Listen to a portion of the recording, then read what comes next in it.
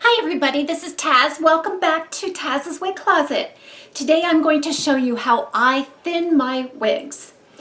So what would be a good reason to thin a wig? You get the wig home and you put it on and it's just too much hair. Okay, it looks unnatural, it feels unnatural, you're not comfortable at all, and you feel just like it needs to be thinned. However, there is a couple of questions that you need to ask yourself before thinning a wig. You need to ask yourself, is there just too much hair on this wig?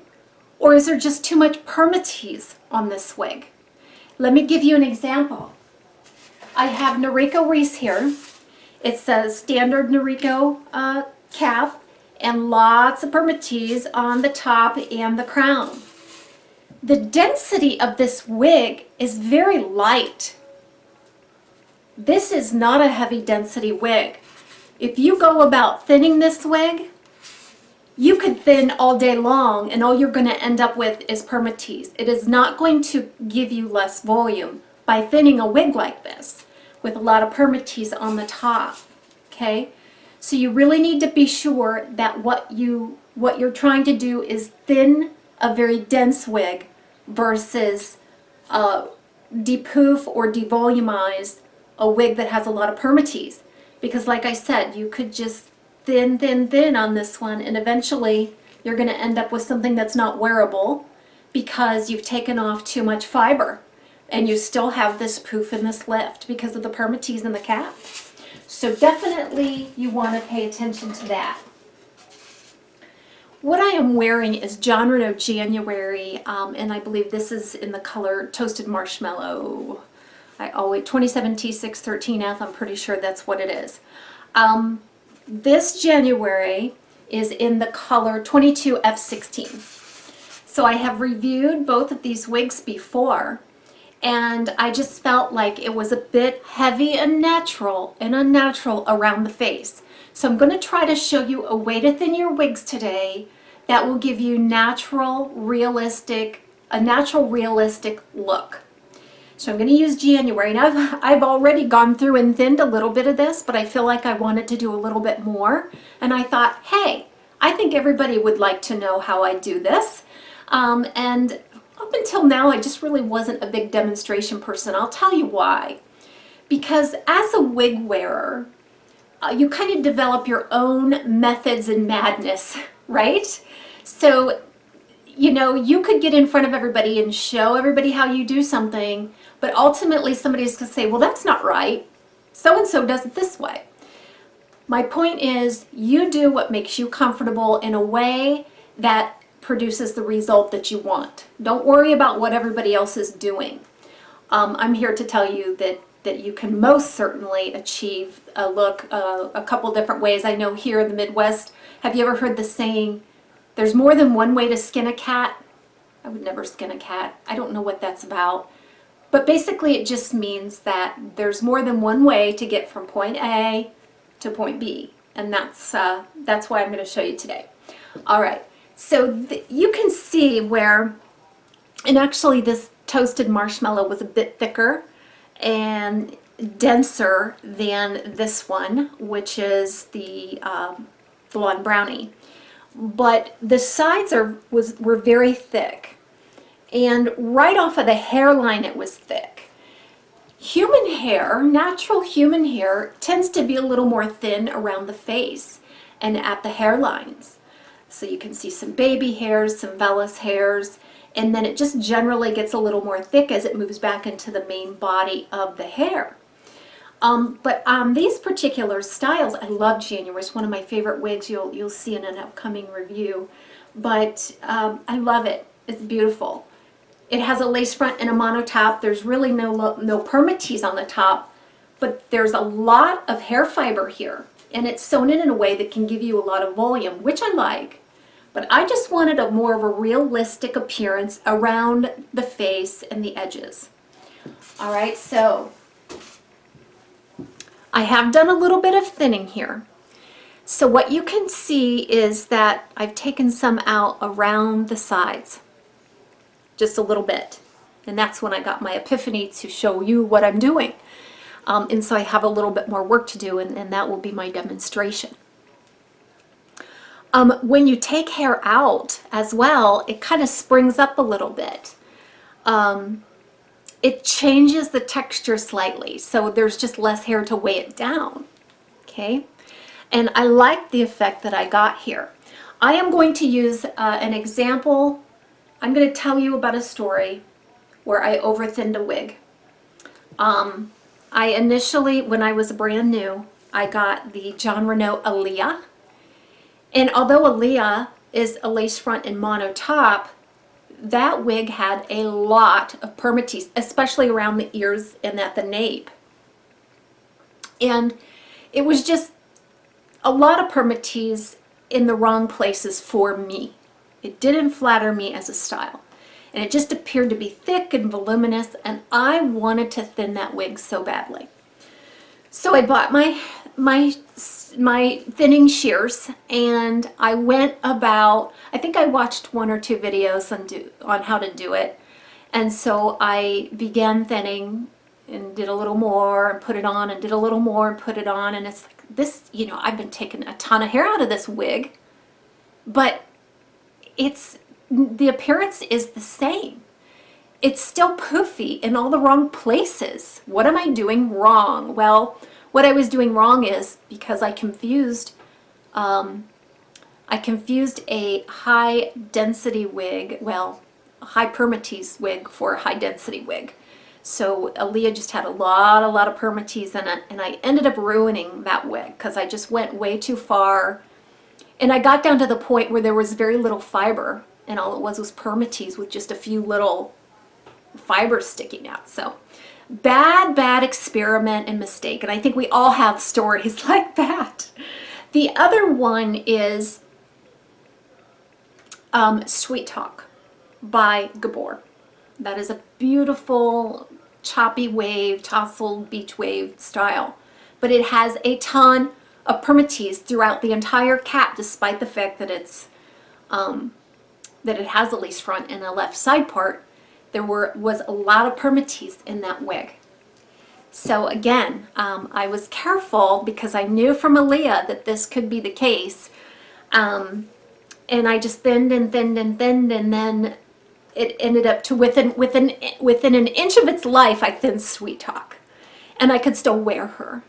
And I didn't go too far, but it was right up against the edge, and it was all I could do to stop myself from continuing to do it, because despite how much hair I took out of that wig, it was still puffy and full and voluminous. So learn from me that what not to do and how to know the difference. You kind of want to know how your wig is going to react before you start working on it. And so that's why I'm here. So the things that you're going to need to thin a wig. You're going to need some thinning shears, these little teeth on there. That prevents a blunt cut. It's only going to take about half of the hair instead of all of it, okay? So when you make a cut, it's only going to thin every other fiber or so is going to come out. I always like to use some scissors, especially around the face. I'll show you how to thin with scissors. And then if you have some what do I want to say, those clamps, hair clamps, or those, they look like a T and they're long. I do have some of those, but I just use these. I'm going to use this to keep some of the hair out of the way so that I can concentrate on certain areas. So got a little clips there. And then a wide tooth comb. Okay. All right. So you want to determine where to thin, and like I said, it's most often going to be around the face, okay, and the hairline. That's generally where you're going to get the most bang for your buck out of thinning. So what I would do is take a clip, okay, and despite how hard you try not to leave marks where you're thinning, it always seems to happen even if you're super careful. So what I like to do is leave that top layer of hair. Leave it. So I'm going to clip it back to move it out of the way, because what that's going to do is it's going to cover up where you're thinning underneath. Okay, so that if you need to make marks and lines and things like cuts, it's going to be underneath that top layer of hair, and it's not going to be as noticeable. So then I take my thinning shears here, and what I do is I'll section off a little bit here, right under where I've clipped up, okay, and I kind of smooth and stretch it. Then I take my thinning shears, and I'm going to make at least 2 cuts, sometimes 3 if it's a longer strand of hair. But on a wig that's maybe 12, 13 inches like this one, probably just 2. I'm going to start at the top, just about an inch or so from the root, and then about an inch or so beyond that, another cut, okay? So what I'll do is, and I'm going to go into it at an angle, again, anything just to relieve itself of any blunt cut, obvious cuts. Okay, so at an angle towards the top, make a cut, down a couple inches, make another cut. Okay, that's it. All right. Now, the only way to know what it's going to look like is by going ahead and combing it out. I would urge you not to use the scissors to pull it out, because once you make your cut, you could leave it in and then just pull it out. That may damage the fiber around it because it's not very elastic. Okay, so you're going to pull out the hair that you've used for thinning, and I'm going to throw it right there on the ground. I'm going to do some sweeping after this. Okay, and so then you might want to section off another piece. Okay, we're going to do the same thing right here. Okay. Again, 2 cuts at an angle, one towards the top, cut, cut. Okay, I'm going to take the hair out.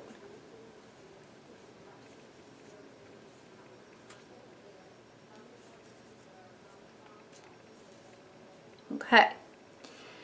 I don't know if that's going to be enough or not. You're really going to have to study it, and I would urge you to go slow and take a look at the results. Okay? Now, when you go to, and we can do this too, we can pull up some more, clip it, and do another round of thinning underneath. Okay? Thin, thin, thin right there. Pull it down. So you're going to take that top layer and pin it up and away, do some thinning, then maybe pull that up and away and do some additional thinning. It's all a matter of preference and how much hair you have to work with. Okay? So when you pull that back down, that top layer is going to basically be uncut, and all the thinning will have taken place underneath. All right?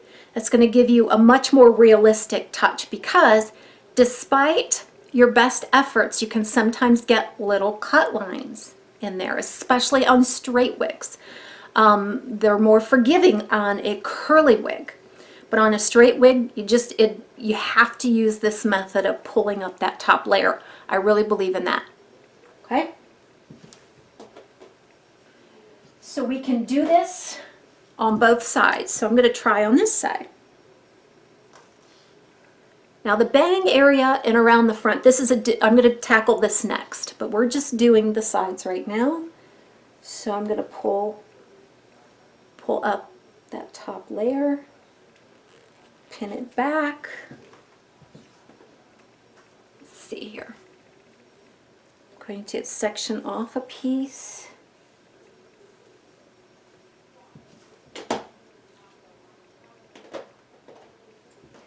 Grab my scissors. Now on the other side, I'm going to angle it the opposite way, because you want the shorter ones at the front and the longer ones at the bottom around the face. So I'm going to angle it the opposite way. Get up near the root, make a cut, a couple inches down, make another cut.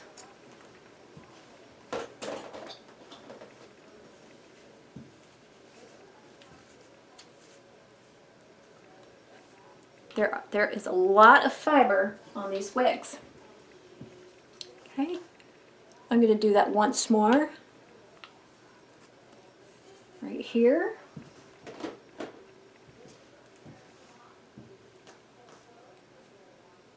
Cut, cut.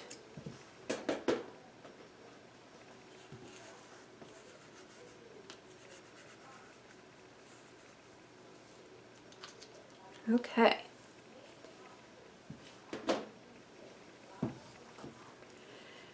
So I'm going to take this down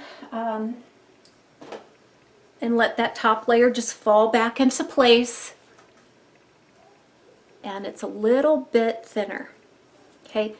Now, in reality, what I would do is just continue to work on that at a little at a time until I got the desired density where what I was aiming for. But right now what I want to do is show you how I work on the sides. Okay, so this is where you're going to need your scissors. And I think I did this side earlier today. I think I'll do this side next. So the hair that's right up against the face, right off of the hairline. Okay, that's what we're going to do. I'm going to clip some of the others out of the way. And this time I'm going to grab scissors.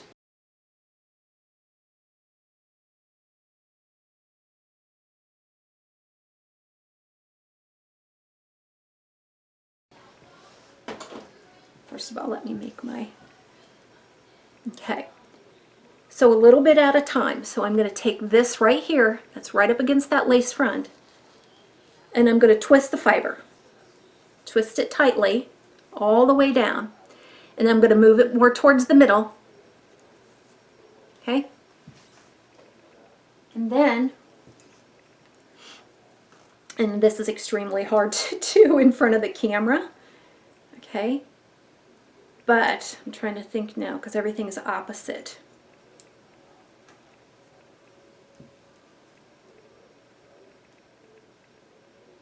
Okay, so I'm going to come down and just gradually just take out a little bit all the way down, not making a blunt cut, but by curling it around like that, it's not going to be exactly even. I'm going to do this side just because of the camera angle. It's going to be easier for me to demonstrate. So taking this, trust me, in the mirror it's a little bit easier. So I'm going to twist, twist, twist all the way down. I'm going to move it over to the side like this, and then I'm just going to take out little bits all the way down, just a little bit, okay? That's going to thin the side bangs, the fringe, in a very realistic way. You can also use the thinning shears on that, but again, I like this method a little bit better because it doesn't leave any marks, okay? So when you have achieved your desired volume and things, I would urge you to, I'll be right back. So just have a little bit of water here in a spray bottle. I would urge you just to give a light mist over the areas that you've thinned and give it a scrunch. Because sometimes when you're pulling like that, pulling the hair out after a thinning, it kind of gets a little frizzy. So this is going to bring back the original texture. And by bringing back the original texture, you're going to get a sense of the final result a little easier.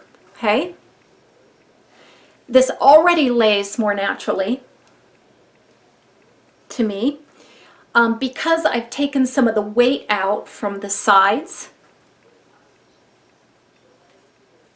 It really has a very light, airy texture now. It's more, I can manipulate it a little more easily. This is one of those monotop wigs that does have a lot of volume. So just because it's a monotop doesn't mean that you can't achieve volume, because Jon Renau January, you certainly can. Okay, so once that dries a bit, I'm going to re-inspect it before I put all my tools away so that I can make any touch-ups that I want. So just remember, in recapping everything for you, just remember the reason for thinning a wig. Be careful that you're not thinning it thinking you're taking out volume when it really is the permatease that is creating that volume, because you're not going to help yourself at all by doing that. And then just have an idea of what you want to thin, and typically you can achieve a very nice density look by going around the face and the sides. Okay, the hair on the back of the head is typically thicker and has more density in natural bio hair. So by thinning around the top and the sides that frame the face and then the sides, you're going to achieve a lighter look without having to do an all over thin. All right, and then I would urge you to spritz some water on, let it dry a little bit, and inspect. And if you need to do a little bit more, then you can go about doing a little bit more. I would urge you to inspect it after every little bit that you take off. That way there's no chance that you're going to overdo it and ruin your wig. Okay, so that's just how Taz does it. That doesn't mean you have to do it the same way, but I have learned a thing or two over the years, and that's just the method that I use, and recently the ones that I've thinned have turned out very beautifully. I hope this was helpful. See you next time on Taz's Wig Closet.